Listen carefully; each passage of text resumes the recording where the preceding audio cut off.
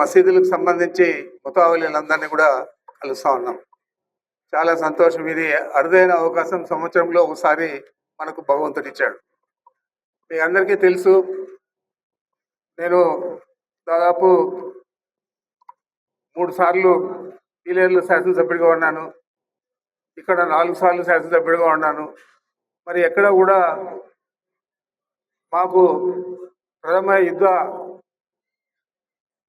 సైనికులు మైనార్టీ సోదరులే. ఏ ఎలక్షన్ వచ్చినా మీతో పాటు మిగతా అందరు మిత్రులు కూడా మాకు మద్దతు ఇవ్వచ్చు, కానీ మీ మద్దతు ఎప్పుడు కూడా మేము కోరుకుంటూ, ఆ విధంగానే పీలేరులో కానీ ఇక్కడ కానీ మైనార్టీలకు మంచి రాజకీయ భవిష్యత్తు మాకు చేతనైన మేరకు కల్పించాం. రాబోయే రోజుల్లో కూడా ఆ విధంగానే పనిచేస్తాం.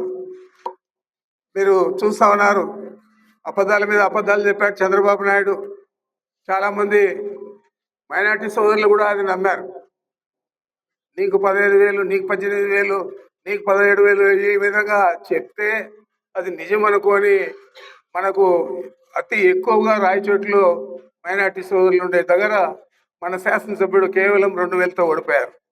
అదేవిధంగా మదనపల్లిలో మన అభ్యర్థి కేవలం 5,000 లోపల ఓట్లతో ఓడిపోయాడు.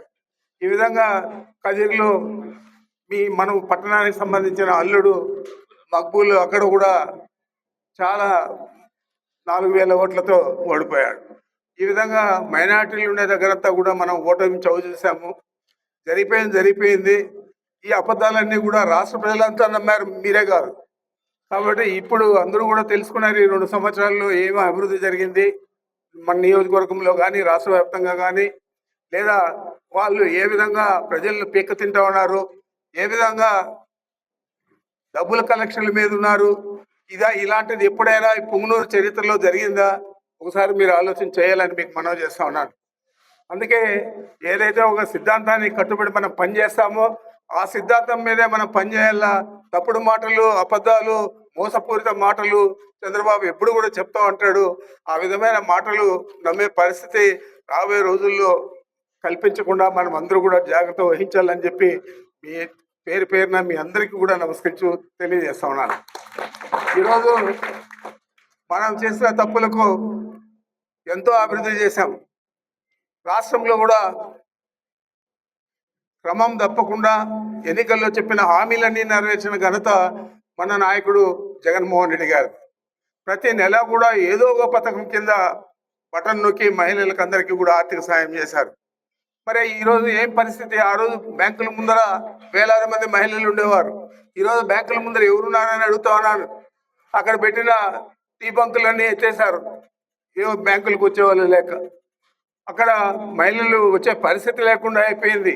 ఈరోజు అప్పుల ఊబిలో కూరుకుపోయారు. వీళ్ళు రైతులు కానీ, మహిళలు కానీ. రైతులైతే మరి భారతదేశంలో 2వ స్థానంలో ఉన్నారు అప్పుల ఊబిలో కూరుకుపోయి. దాదాపు 2 లక్షల చిల్లర కోట్ల పైన రైతులకు ఈ అప్పు భారం ఉంది. మరి ఇలాంటి పరిస్థితులన్నీ కూడా రావడానికి కారణం చంద్రబాబు నాయుడు, తెలుగుదేశం పార్టీ, వారి కూటమి. అంచేతే అబద్ధాలు చెప్పే వాళ్ళని నమ్మద్దండి. ఏ విధంగా అయితే 5 సంవత్సరాలు పరిపాలన అందించాడో మన నాయకుడు జగన్మోహన్ రెడ్డి గారు, అది మనం గుర్తుపెట్టుకుంటే తప్పకుండా ఇంకోసారి మనం తప్పు చేయకుండా జగన్మోహన్ రెడ్డి గారిని ఎప్పుడు కూడా మనం ముఖ్యమంత్రిగా చూసే అవకాశం మీరు కల్పిస్తారని చెప్పి మీకు మనవి చేస్తా ఉన్నాను. మనం ఒక కట్టుదిట్టమైన ఒక క్రమశిక్షణతో పని చేస్తే మనకు ఆ ప్రతిఫలం కూడా 5 సంవత్సరాలు మనం అనుభవించవచ్చు. లేదా మనం తప్పుడు కూతలు, మోసపూరిత మాటలు ఇవన్నీ కూడా చంద్రబాబుకు అలవాటు కాబట్టి, వారి కూటమికి అలవాటు కాబట్టి, ఈయన తానా అంటే ఆ కూటమిలో ఉన్న జనసేన నాయకుడు తాన తందానా అంటాడు. అతనికి ఏమీ తెలియదు. ఏదైనా ప్రభుత్వంలో ఉప ముఖ్యమంత్రిగా ఉండి నువ్వు ఏమి చేశావు ఈ రాష్ట్రానికి అని అడుగుతా అన్నాను. చంద్రబాబు 15 సంవత్సరాలు ముఖ్యమంత్రిగా ఉండాలని కోరుకునే వ్యక్తి అతను. మరి మీకు ఓట్లేసిన వాళ్ళు, నిన్ను ముఖ్యమంత్రిగా చూడాలనుకునే మీ వాళ్ళందరూ కూడా ఈరోజు ఏ పరిస్థితిలో ఉన్నారు? నువ్వు కనీసం మీ శాసనసభ్యులకైనా అపాయింట్మెంట్లు ఇస్తా ఉన్నావా? వారినైనా కలిసే పరిస్థితి ఉందా? లేదు.